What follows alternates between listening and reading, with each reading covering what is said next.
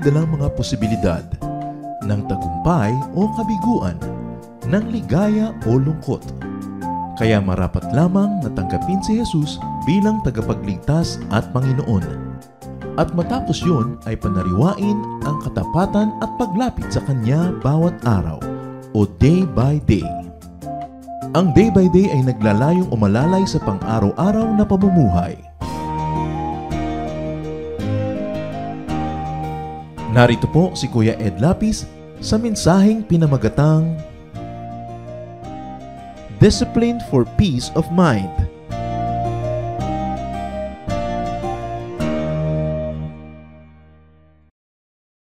First Corinthians 9:27. I keep my body under control and make it my slave. Sinusupil, pinipigil ko ang aking sarili para ako ang maghari sa aking pagkatao. Discipline for peace of mind. Paano nga ba sa paraan ng disiplina ay magkakaroon tayo ng matiwasay, tahimik na kaisipan, damdamin, buhay? Panginoon, salamat po dahil kayo ang kapayapaan namin at tinuturuan nyo kaming maging payapa. Ano man ang kalagayan ng aming kapaligiran. Patuloy niyo po kaming linisin at ngayon ay buksan ang aming isip, ang aming puso sa inyong mensahe na makapagpapalaya, makapagpapalakas sa amin at lalo pa na magdudulot ng kapayapaan. Kayo pong mangusap, mangaral, magturo. Dalangin namin ito may kalakip na pasalamat sa ngalan ng iyong anak at aming Panginoong si Jesus. Discipline for peace of mind.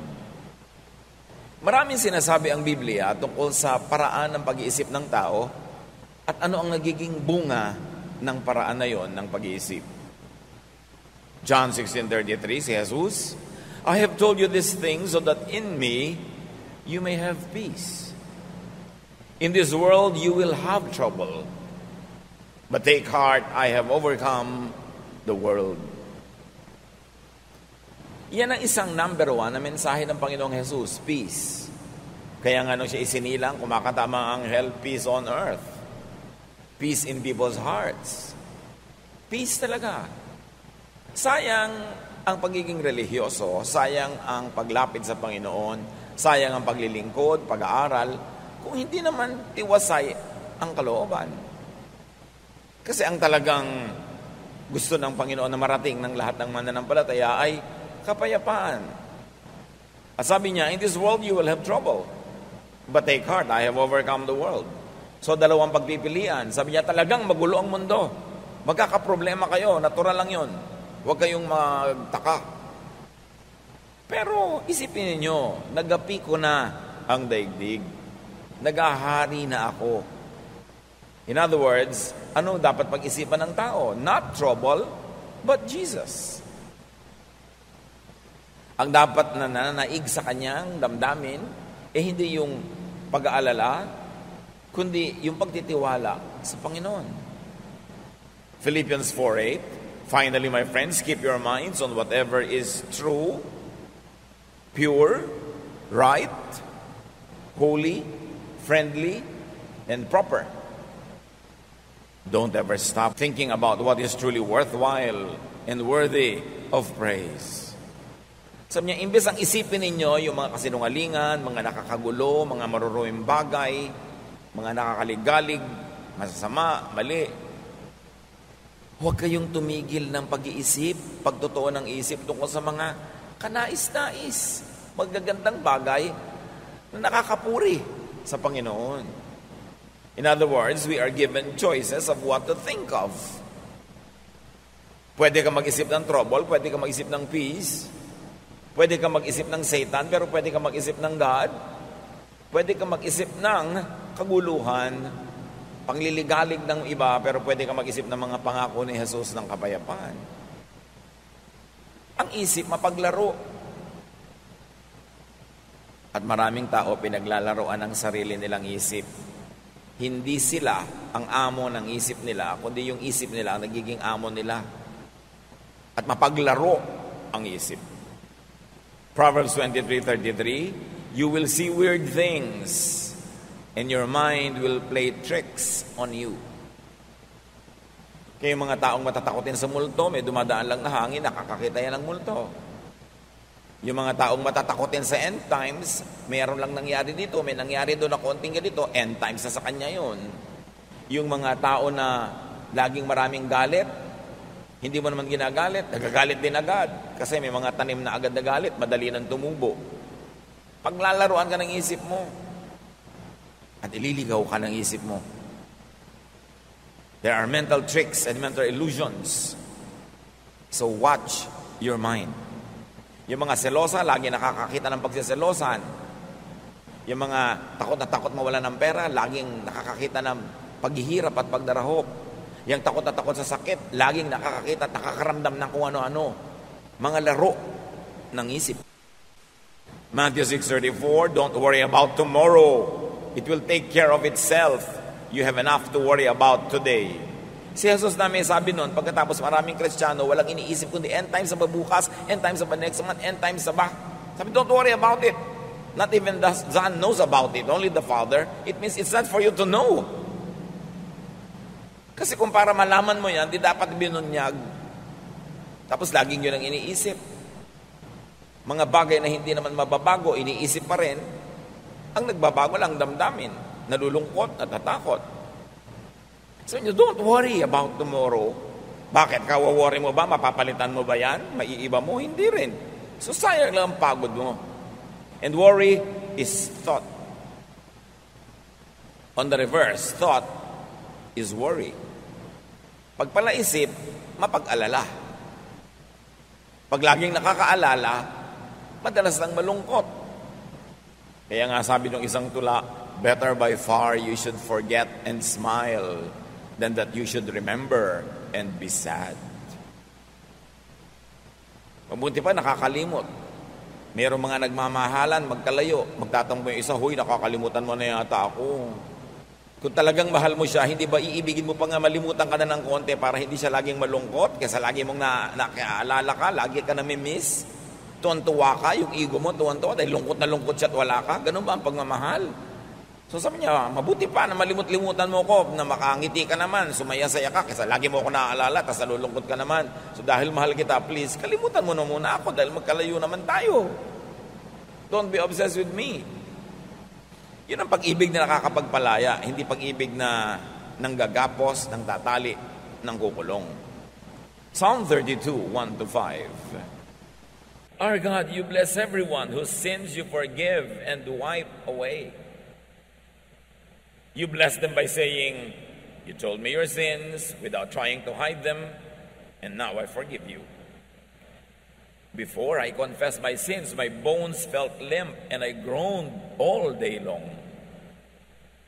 Night and day your hand weighed heavily on me, and my strength was gone as in the summer heat.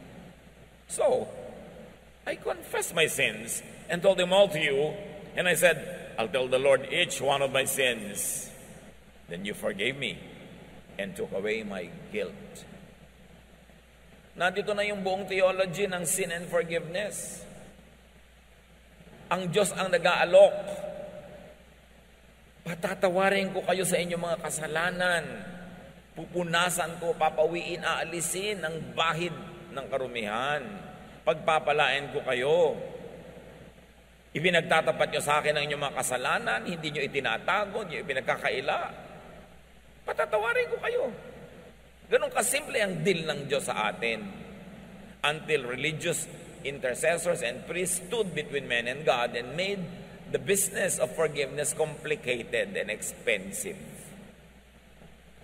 Pero kung sa Diyos lang, may magtapat kayo sa akin, huwag kayong magkaila, patatawarin ko kayo, di matatanggal yung guilt nyo. Ang hirap yatang mag-guilty.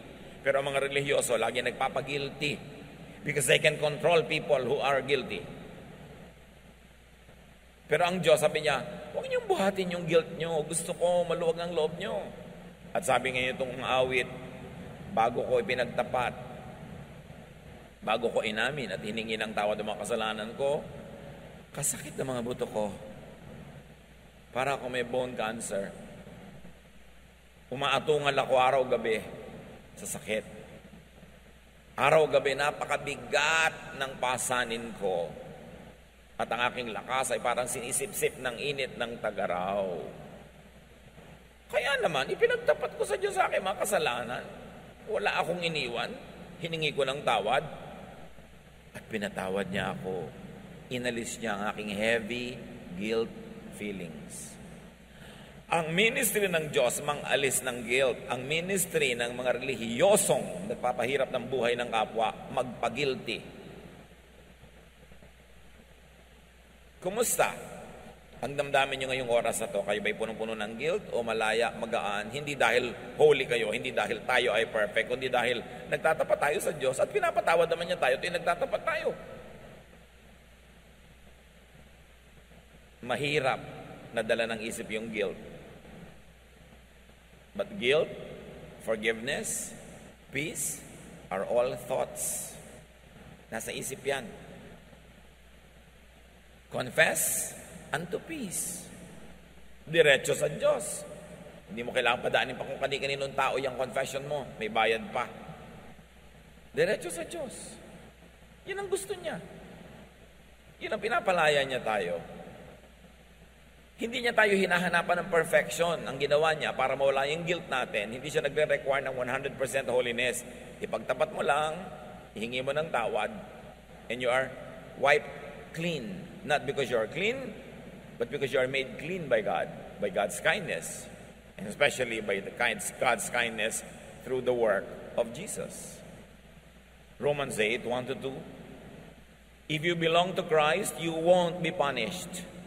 Tapos yung iba takot na takot pa. Ay, Kristiyano na ako pero nagkasala ako. Meron naman akong parusahan, tanggal na naman ang salvation ko. Sinabi na nga, if you belong to Christ, you won't be punished. Bakit ang kulit?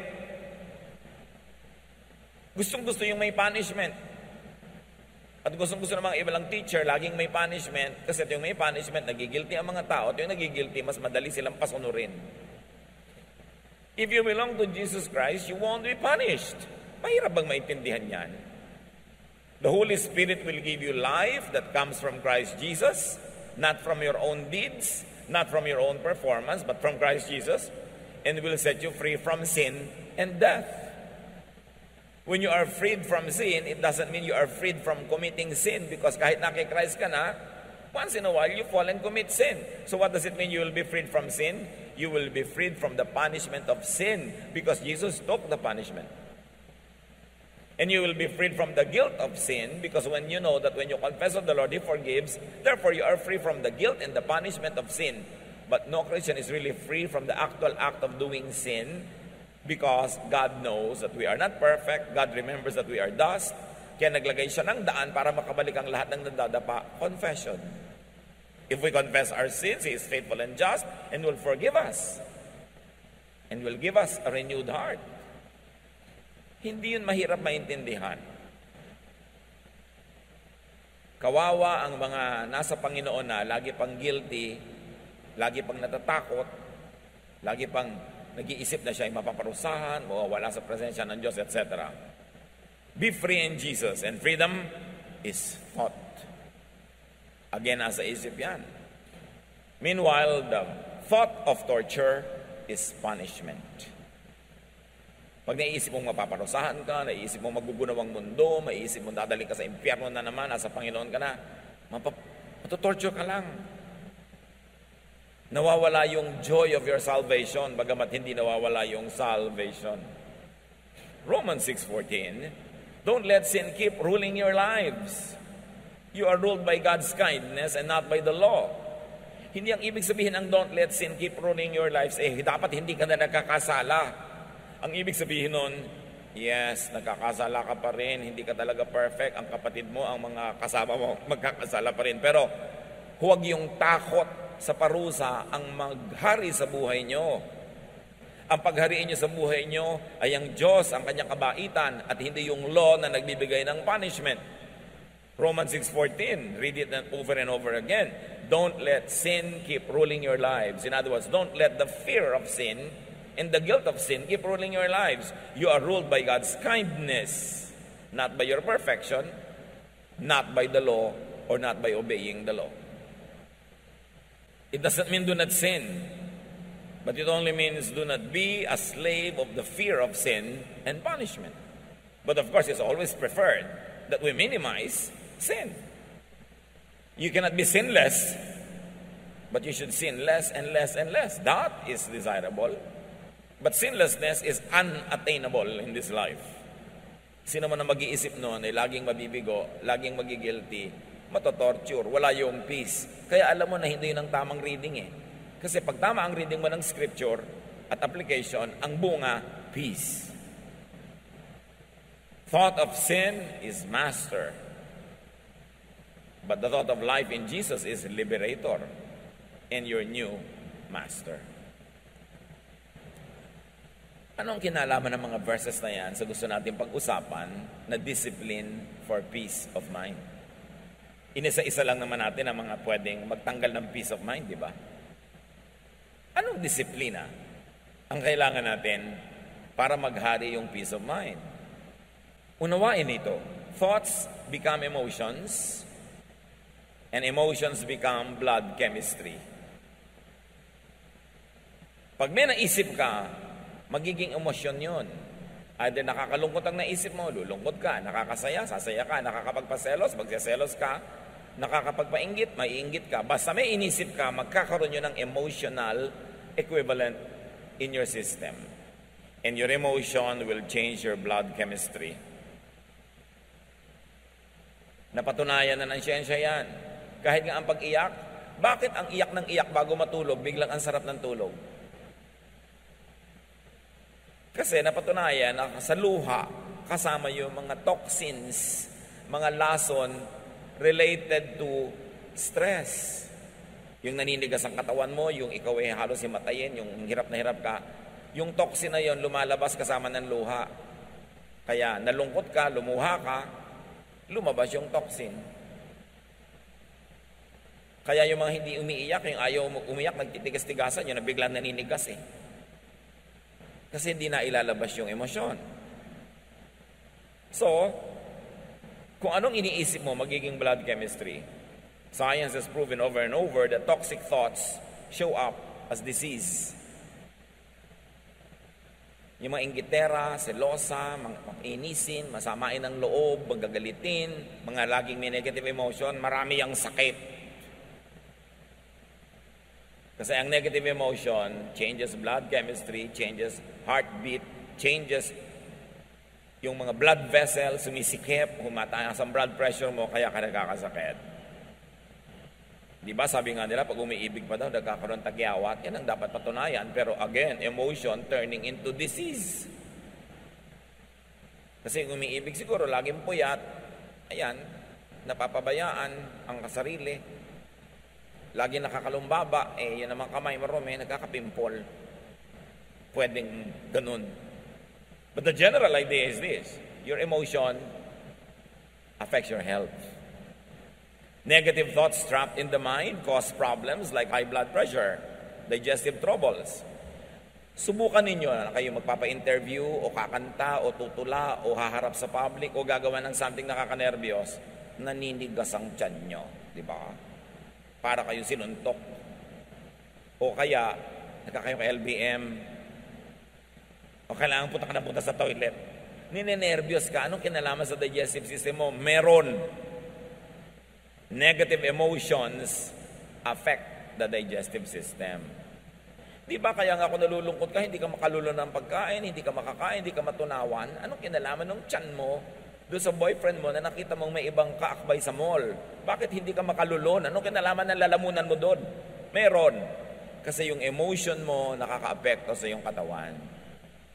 Pero yun namang biglang tinextan ka ng sangkaterbang I love you, nako, sarap-sarap mong nguya at kumain. Ang pangunguyakoy mo ay talagang wagas. Dahil sa text. Ano ba yung text? Letra.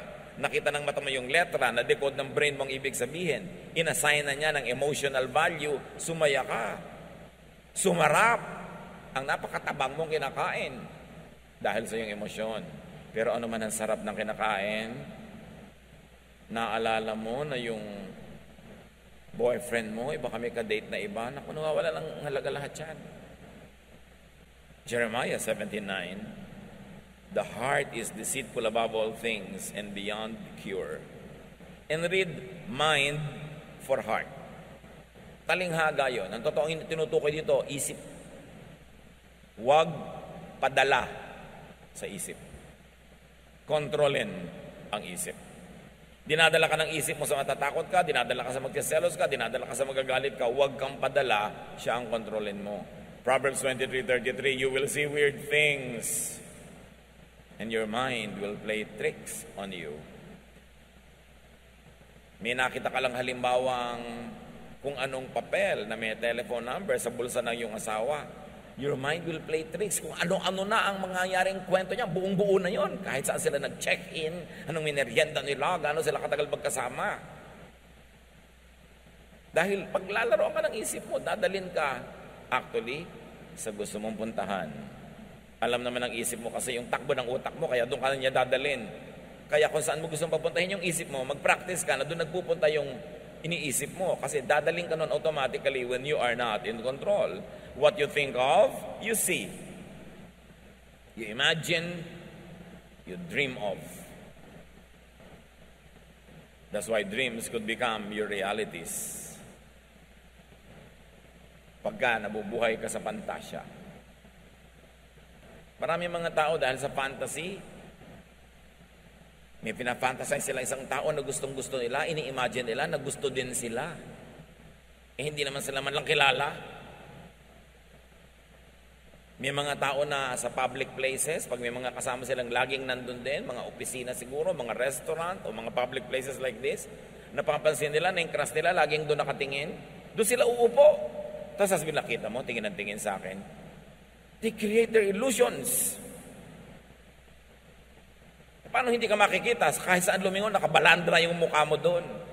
Kung dadaan sa ganitong koridor, nakakalat ka doon. Dadaan sa ganong hagdan, nandun ka. Tapos sasabihin mo, sinusundan-sundan ka. Illusion.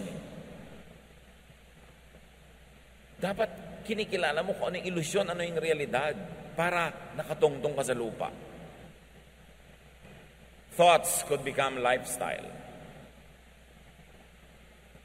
Pag nag-iisip ka lagi na magugunaw na ang mundo bukas, hindi ka na magtatrabaho. Papamigay mo na yung mga property mo. Tapos hindi naman nagunaw, wala ka ngayong property, sorry ka na lang. Paano bang magunaw na may property ka pa rin? Bakit naman masama ba yun? Magugunaw na ang mundo, magbibitiw na ako sa trabaho, hindi ko na papapasukin sa school ang mga anak ko. Bakit masama bang maabutan ng pagkagunaw ng mundo yung anak mo na nasa school? Pagka lagi mong iniisip, it will become your lifestyle. Thoughts could become actions, habits, behavior, character. Kaya pag lagi mong iniisip na ang Diyos masungit, godly ka, magiging masungit ka. Pag iniisip mo ang Diyos lagi nanguhusga ng kapwa, ikaw din, nanghusga ka ng husga. Kasi nang iniisip mo tungkol sa Diyos, nire-reflect mo ngayon sa buhay mo. What do you think of God? Ano bang iniisip niyo tungkol sa Diyos? Na gusto nyo ngayong i-model. Pagka ang iniisip mo ang Diyos, tuwing nakakakita nagkakamali, lagi niyang sinisita, mahilig ka ngayong manita. Pero kung iniisip mo na ang Diyos, mahilig magpatawad, nagiging mapagpatawad ka rin. What do you think of God determines your behavior. Nagiging salamin ka ng iyong isip at nakikita ng kapwa kung anong iniisip mo sa pamamagitan ng iyong mga kilos. Mark 7:20-23, Jesus said, "What comes from your heart is what makes you unclean. Out of your heart come evil thoughts. All this come from your heart, and they are what make you unfit to worship God." Again, heart is to be read as mind. Sabi, ang lahat ng gagaling sa isip mo. Kaya ganyan ka magdamit, kaya ganyan ka kumain, kaya ganyan ka kumilos, kaya ganyan ka makisalamuha, makitungo sa tao, kasi ganyan ka mag-isip. Ngayon, gusto mong palitan yon, edi palitan mo ang paraan ng iyong pag-iisip. Kasi yung isip mo ang factory ng lahat ng ginagawa mo sa buhay, doon yung nagmumula. And if you don't watch it, thoughts can vex, trouble, and stress you. May bagyo. Lula ng isang bangka si Jesus at ang kanyang mga alagad. The same bagyo, the same bangka. Group 1, worried yung mga disciples. Group 2, nag-iisa si Jesus, sleeping. Magkaiba kasi sila ng iniisip tungkol doon sa bagyo eh. So merong relaxed. Kumisan nga, ibig-ibig mong mainggit doon sa mga taong sobrang relaxed. Wala na kayong pambayad sa kuryente, yung asawa mo, relax pa eh. Ikaw worried na. Diba? Wala kayong kakainin bukas, walang pang-enroll ang mga bata, yung asawa mo, relaxed. Ikaw, ngarag.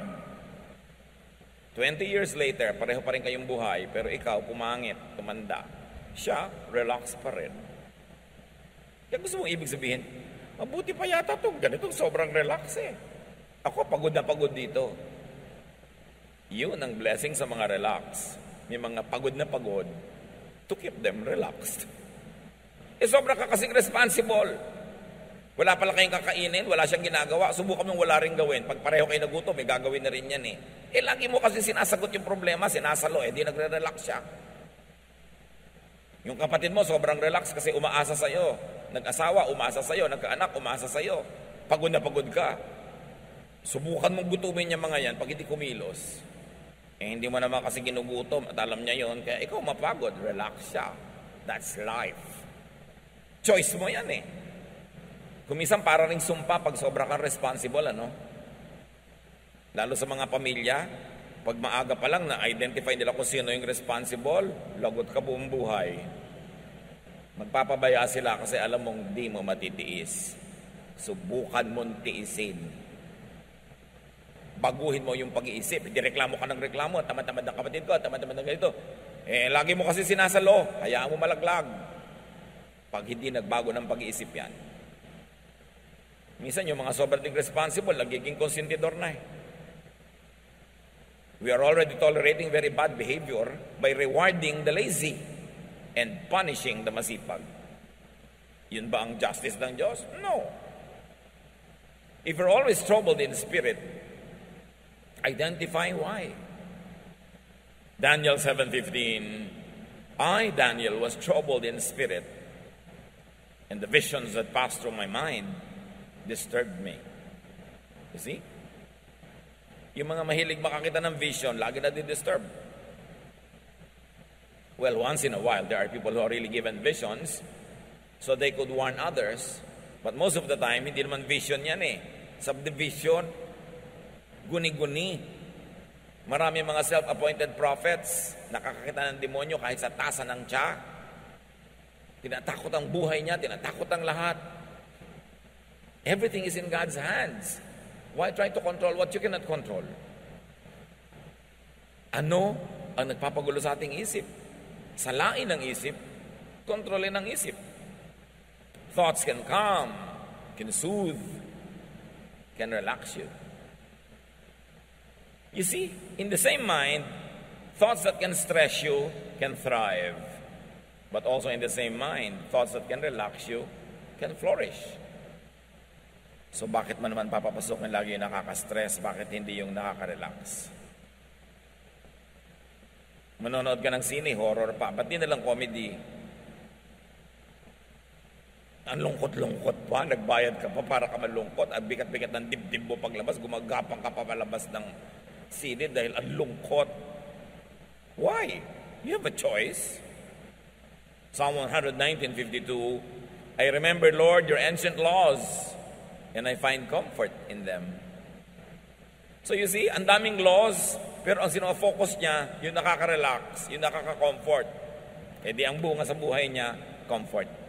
Psalm 27:4, one thing I ask from the Lord, this only do I seek, that I may dwell in the house of the Lord all the days of my life, to gaze on the beauty of the Lord. Isa lang naman ang hiling ko sa Diyos, sabi niya, na araw-araw nandun ako sa kanyang tahanan para pagmasdan ko, malimi-limi, maisip-isip ko ang kanyang kagandahan. Because beauty relaxes. So, sabi niya, gusto kong magpunta sa church araw-araw para ako ma-relax, para ma-enjoy ko ang kagandahan ng Panginoon. Tapos magpunta mo doon, marami mga bully, marami mga huwes, marami mga hukom, marami mga abogado, na umuusig sa'yo, nagja-judge sa'yo, hindi nakaka-relax yun. Hindi dapat ganun ang atmosphere in the house of the Lord. As you think, you become. You become, you are your thoughts. Ano pa talaga ang nagde-define ng ating pagkatao? Ito yung ating pag-iisip. Ikaw ay ang pag-iisip mo. Ang pag-iisip mo ay ikaw. Proverbs 23:7, for as he thinks in his heart, so is he. Paano ka mag-isip, magiging ganun ka. So change your life by changing your thoughts. Ang sinasabi lang natin, change yung nakaka-stress, yung nakakagulo. Yun namang nakakapagpasaya, di huwag nyo nang palitan dahil masaya na kayo eh. O kaya palitan nyo ng mas nakakasaya pa. Romans 12:2, let God change the way you think. Then you will know how to do everything that is good and pleasing to Him. Gusto ng Diyos, relax ka, peaceful. Ayaw niya na ikaw ay stressed and vexed and troubled and afraid. Hindi business ng Diyos manakot. Business niyang magpatahan ng umiiyak, magpapayapa, umalo-alo para tayo matahimik. 1 Corinthians 14:20, stop thinking like children. In regard to evil, be infants. But in your thinking, be adults. Grow up. Tigilan ang pag-iisip bata, lalo't hindi ka na talaga bata. Baguhin ang pamamaraan. Sabi ni Paul, when I was a child, I thought like a child, I spoke like a child, I reasoned like a child. But now that I'm a man, I gave up childish ways. Ganon din tayo sa ating spiritualidad. Dapat mag-mature. Change what gives you trouble. Change the way you think so that you will be happier. You will be more peaceful. Think your way into mental, emotional, and physical rest. Yung kapahingahan, parang isang pupuntahan. Yung pag-iisip, yun yung ruta na dinadaanan mo. Mag-isip ka sa paraan, ang ending, restful. Ang ending, relaxing. So think your way into rest, into relaxation, into peace, into serenity. 2 Corinthians 10:5, we demolish arguments and every pretension that sets itself up against the knowledge of God, and we take captive every thought to make it obedient to Christ.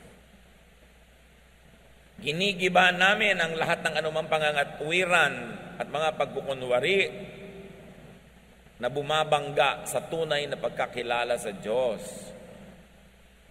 At ipinabibihag namin ang anumang iniisip namin kay Kristo. Binibihag, ginagapi, kinukulong, ginagapos namin aming utak para ito pasunurin kay Kristo, hindi kay Satan. At hindi lang yun tungkol sa paggawa ng kabanalan at mga karelihiyosohan. Yun ay tungkol sa paghahanap ng tunay na kapayapaan, katahimikan, pahinga na siyang ibig-ibigay ng Diyos sa pamamagitan ni Jesus. Binabangga, dinudurog namin ng anumang mga pagpakunwari na karunungang makadiyos. Pero kung ang ending nakakagulo, nakakapagpagulo, nakakatakot, hindi yan galing sa Diyos, binabangga, dinudurog namin yan. Iyan ay isang pagkukunwari. Kung paano mo malalaman na masarap ang luto, pag tinikman mo na, doon mo malalaman kung tama ang interpretation of God's Word. Pag ang ending sa buhay mo, peace, serenity, love, quietude. Yan ang tamang bunga ng tamang interpretation ng salita ng Diyos. Kung i-interpret mo ang bunga na ligalig ka, naging judgmental ka, natakot ka, hindi yan dapat ang bunga, mali ang basa. Sabi ni Jesus, I came that you might have peace, that you might have life, and have it abundantly. So alam mo pag tama, Pastor, ano po bang tamang interpretation? Yung ang ending, pumapayapa ka, tumatahimik ka, yun ang tamang interpretation. Siyempre, magigilig-galig ka rin sa mga mali para itama mo. Pero hindi to the point na naligalig ka na pagharian ka na ng takot. Kasi, okay, na-realize mo mali ka, hindi mo maitama-tama pa ngayon, o kulang ang pagtatama mo, di magtatapat ka sa Diyos, o meron ka ng confession, may forgiveness ka na, peace pa rin ang ending. Choose what you think of. Choose what you dwell on. Tulad ng pinipili mo kung saang bahay ka titira, saang barangay, at sa loob ng bahay, saang kwarto ka, sa isang bulwagan, saang silya ka uupo, pinipili mo kung saang kalulugar, lagi nyo naman lalong piliin kung anong iisipin. Kasi pag inisip mo, nasa loob ng utak mo. Pag nasa loob ng utak mo, yun ang magpapakilo sa iyong mga daliri, mga paa, sa iyong katawan, yun ang magkokontrol ng iyong buhay. At sabi ng Hebrews 3:1, fix your thoughts on Jesus. On Jesusness, on peace, on love, on forgiveness, on kindness, goodness, on mercy. Ang magiging bunga nun, kapayapaan. Proverbs 4:23, carefully guard your thoughts because they are the source of true life. Bantayan daw ang iniisip. Kasi dyan magmumula ang tunay na buhay. Anong iisipin ngayon? Anong dapat nating isipin? Think only of what you can change. What you can modify or improve. Think only when thinking about it can and will help improve it. In other words, problemahin mo lang yung may solusyon. Pag walang solusyon, hindi problema, hindi dapat problemahin. Kasi ang definition ng problem, may kakambal na solusyon, dapat lang hanapin mo at itapat. Pero wala pong solusyon, hindi problem, ba't mo pinaproblema? Tanggapin mo. Manahimik ka, hindi problema yung pinaproblema mo. Do not overthink. Do not worry. Especially about what you cannot change or what you should not even change in the first place. Matthew 6:34, therefore do not worry about tomorrow, for tomorrow will worry about itself. Each day has enough trouble of its own. Problemahin mo lang yung eto malapit, kaya mong hipuin, yung malayo, wag. Hindi mo nga alam kung darating yung malayo. Do not overthink about what cannot be changed. Yung anak ko po ayaw magbago. Di wag mong baguhin. Ayaw pala magbago Bakit mo pinaproblema? Ang asawa ko po ayaw magbago. Ginawa ko na lahat. Di tumigil ka ng kagagawa. Napapagod ka lang pala. Hindi naman nagbabago. Mahirap pag-isipin yun. Kailangan pa bang i-memorize yan? Binabago mo yung ayaw magbago. Hindi bumabangga ka sa bundok, sa pader. Napapagod ka. Do not think and overthink about what could only be accepted. At least at the moment. May mga bagay na dapat walang tanggapin. Baka bukas, mapalitan na yan, maiba. Beyond you, without your participation. Pero lahat ng ginagawa mo ngayon, hindi mo mabago. Tanggapin mo na lang para tahimik ang buhay mo. Do not overthink about what only makes you worry or afraid. Kung kaiisip ang bunga, nagwo-worry ka, natatakot ka, which translates to become a disease, remember, idilugi ka. James 4:8, come near to God, and He will come near to you. Clean up your lives, purify your hearts. Hindi lang of wrongdoing, but also of wrong thinking. Choose thoughts that give you peace. Ano po bang dapat kong gawin sa anak ko na baptism? Tubog, wisik, o buhos? Kasi parang pare-pareho ko, may verse naman na support. Pare-pareho, mayroong pro and con. So, kaya saan ka ba masaya? Gusto mo iturok natin para talagang pumasok yung tubig. Yun na lang po. Kung saan ka masaya? Yung pala, pare-pareho may verses Ba't mo pinaproblema? O gawin mo lahat para ka masaya. Kasi sabihin ko, di itubog na natin para nawisikan ka na, nabuhusan ka na, nalubog ka pa. Happy ang lahat. Ayoko pong mabasa. Halika. Uwibisikan na lang kita. Gusto mo?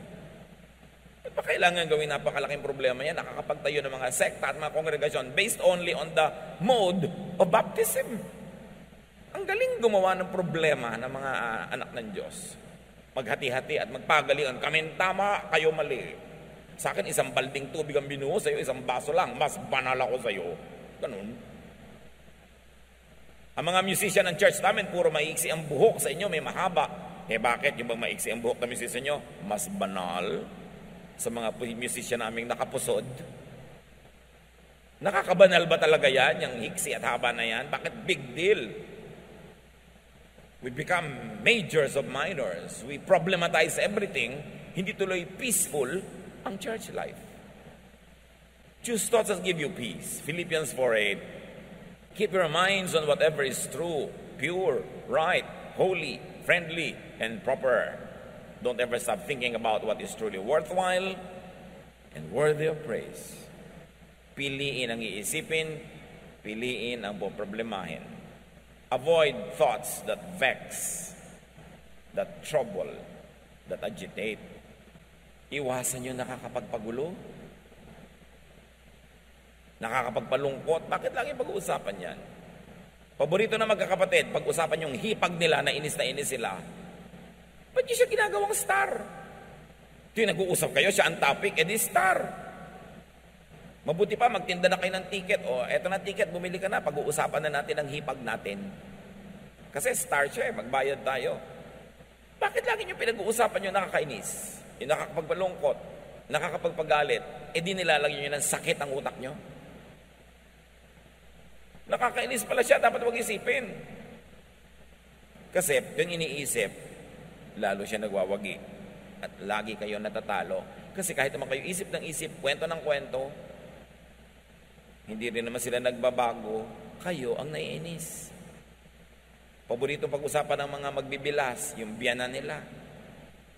O yung mga hipag nila, mga in-laws. Yan ang mga paboritong topic na nakakainis, di ba? In-laws. Tigilan nyo yan. Kasi wala namang mabuting idudulot sa inyo. Nagiging star lang sila. Psalm 55:1-5, my thoughts are troubled. My heart is racing fast and I am afraid. I am trembling with fear, completely terrified. You see, dahil sa thought, pati katawan ng inig, bumilis ang tibok ng puso, nasira ang katawan. Bakit yung papayagang laging mangyari yon? Ephesians 4:31, get rid of all bitterness, rage and anger, brawling and slander, along with every form of malice. Yan ay para sa inyong personal na kabutihan. Detox your mind. Marami naman nagde-detoxan ng katawan nila, umiinom ng pang-detox, nagpapaturok ng pang-detox, pero hindi binabantayan kung ano iniisip. Itong pinakamaraming toxic elements na pumapasok. Direct your thoughts. Turuan, utusan, akayin ang isip. Colossians 3:2, set your mind on things above, not on earthly things. Set your mind on things that give peace and serenity, not on those that trouble you. Kaya mga kapatid, very clearly, discipline your mind. Pag yung isip ay pumupunta na kung saan-saan, hoy, liko ka dyan, alis dyan, hindi ka dapat dyan pumunta.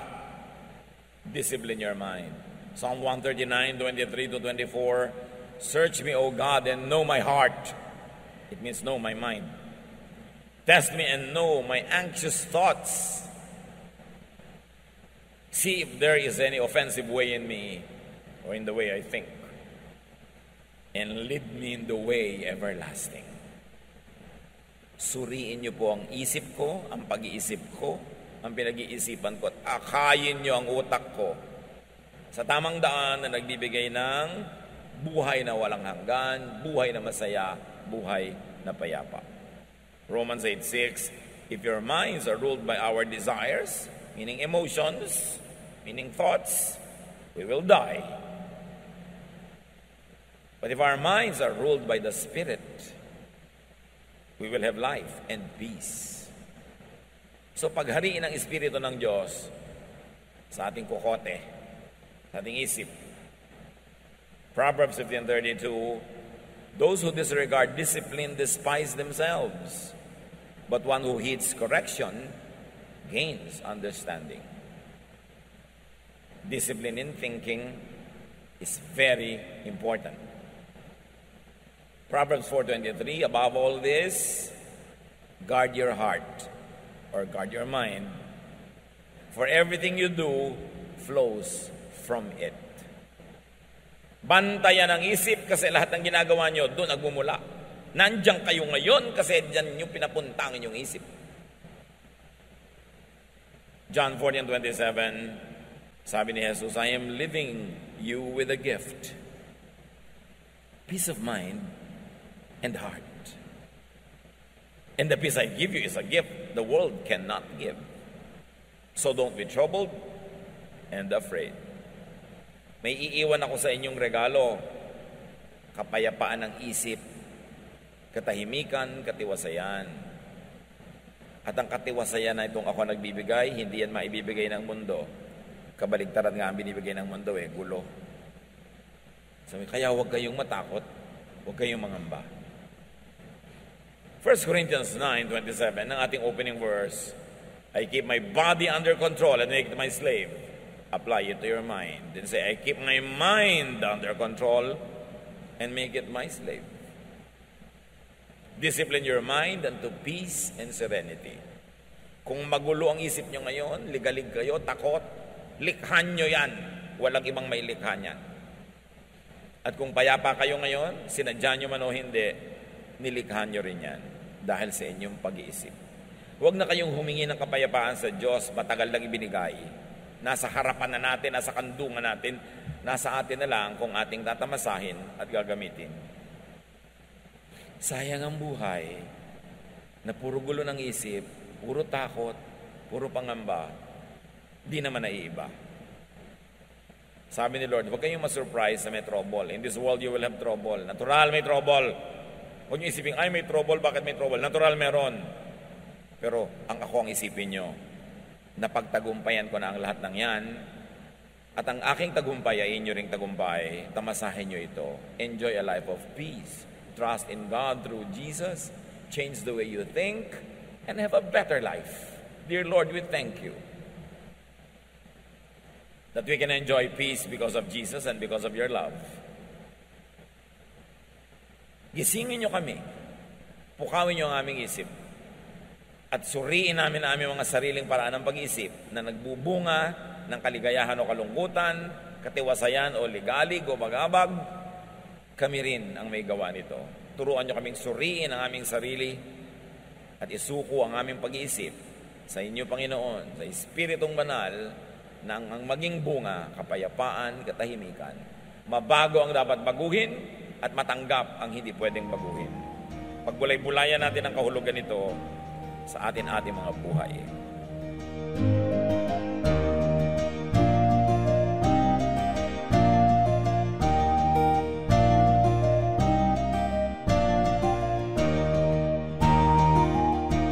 Ang katatapos pong mensahe ni Kuya Ed Lapiz ay pinamagatang Discipline for Peace of Mind.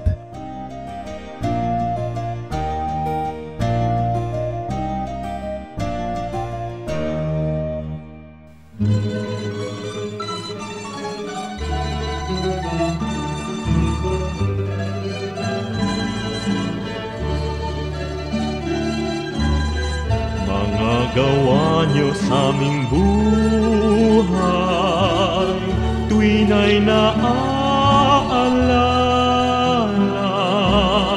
Kayo'y laging tapat na tunay, puno ng pagpapala. Salamat sala'y pinatawad, nilinis niyo, Diyos, pakinggan niyo aming ilalahad, awit sa inyo, Jesus. O kay sarap mabuhay sa piling niyo, Jesus. landas may kulay, kasiyahay lubos, ang tanging ninanais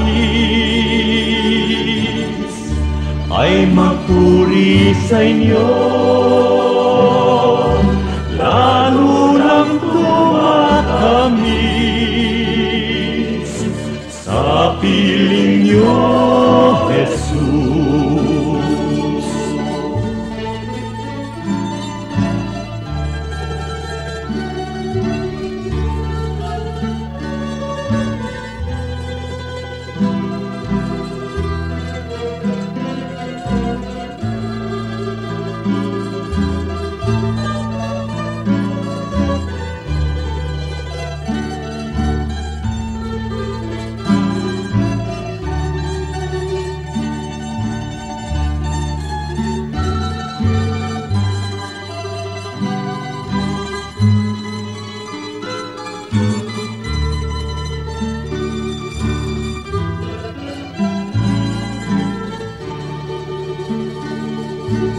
O kay sarap mabuhay sa piling niyo, Jesus.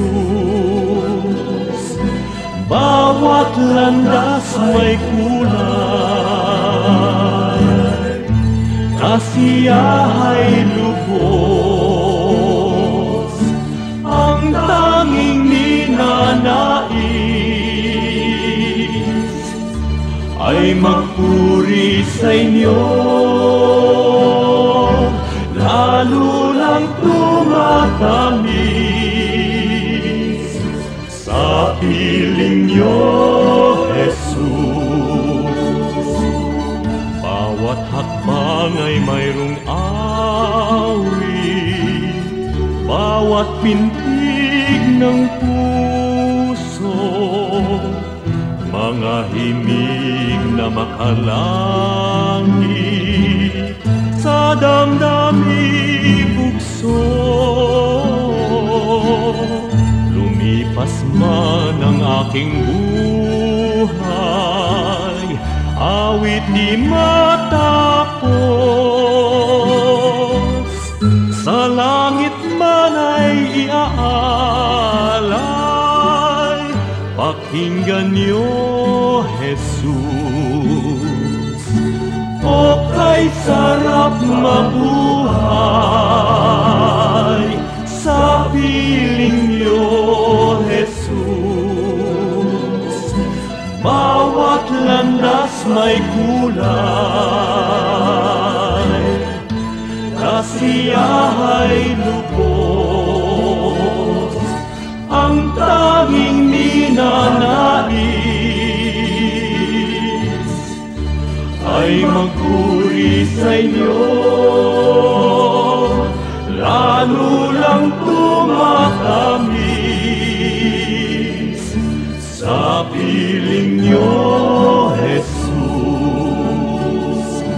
Lalo lang tumatamis sa piling niyo,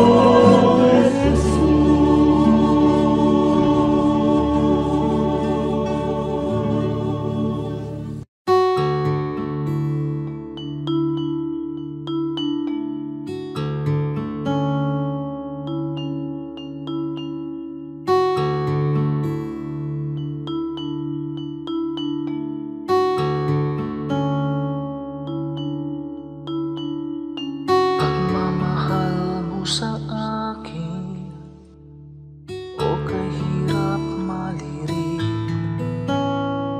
dating sarado ang isip kay kitig.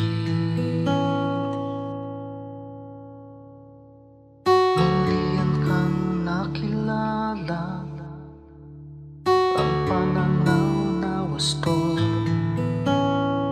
unawa sa kapwa-tao nais mo. O Jesus, ang iyong pag-ibig ay hindi nagtatanging, Puso ko ay nagpupuri, tingin pagluwalhati sa paglakbay sa aking buhay. Di na nga maliligaw, puso ko man maging isip, tigib lagi ng pag-ibig.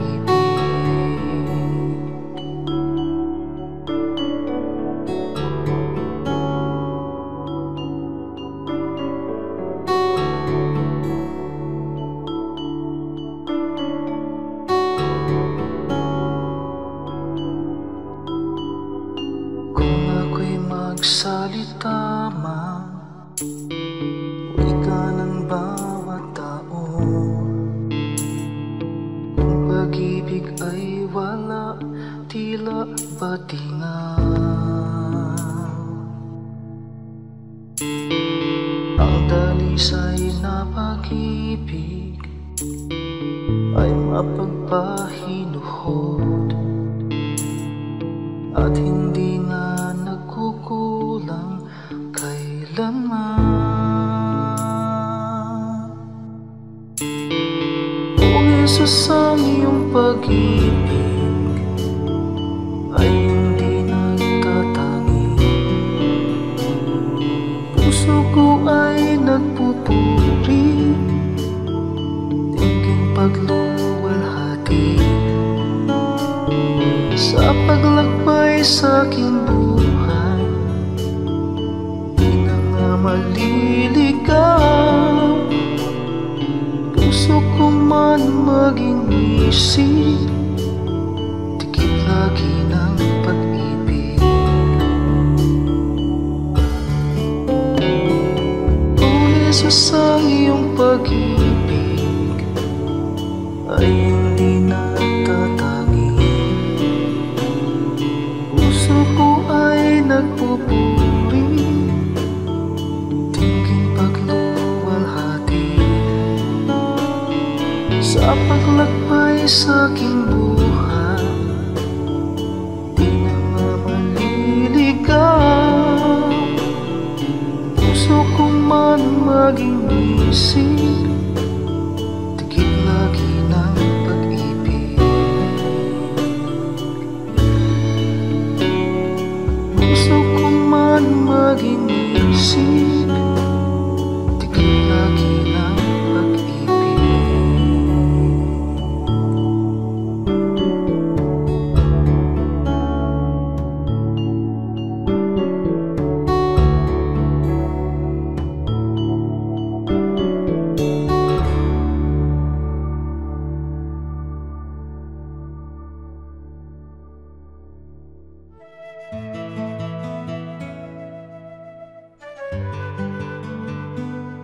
Bakit may mga nagsasabing sila'y taga Cebu o Manila kahit hindi naman? Siguro yung ating colonial experience na masyadong kinlamorize yung mga big towns, yung mga kabesera. Kaya naman kahit man halimbawa taga Cavite, taga Manila sila eh. Kahit taga Montalban, Rizal, pinanong mo yan pag nasa Davao ka, taga Manila. So yung mga taga Bohol, yung mga taga Baclayon halimbawa, mga taga Bolhon, taga Cebu naman sila. Kasi gusto mong i-identify ang sarili mo sa isang malaking bayan. Kasi nga, nasanay tayo na yun ang point of reference at sense of identity. Ang siguro kailangan natin ngayon na i-develop pa, bagamat maganda na meron tayong malalaking mga syudad, pride of place. Na kung tayo galing sa Matnog, o kaya galing tayo sa Bulan, o kaya ay sa Baknotan, sabihin natin na doon tayo galing. Kasi doon talaga tayo tumubo and we should be proud of our birthplace.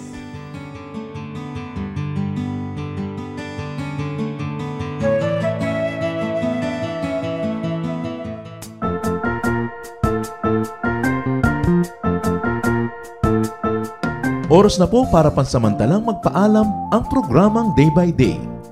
Tayo po'y magsama-sama tuwing ika-6 hanggang ika-7 ng umaga, araw-araw. Magandang umaga po at mabuhay ang Panginoong Hesus!